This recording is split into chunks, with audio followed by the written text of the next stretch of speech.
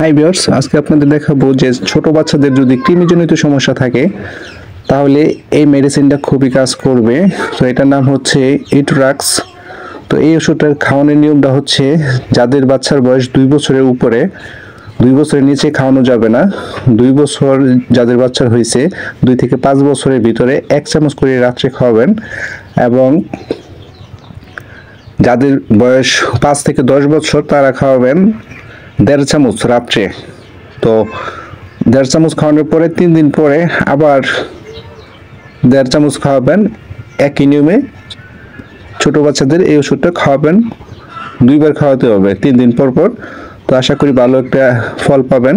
তো এই ওষুধটা কিন্তু কৃমিজনিত সমস্যা থাকলে বাচ্চাদের বিভিন্ন ওষুধ খাওয়াচ্ছেন, কাজ হয় না, তো সেক্ষেত্রে এই ওষুধটা খাওয়াতে পারেন, ভালো একটা রেজাল্ট পাবেন। তো প্রিয় দর্শক, ভালো লাগলে আমার ইউটিউব চ্যানেলটা সাবস্ক্রাইব করে রাখবেন নতুন নতুন ভিডিও সবার আগে পেতে।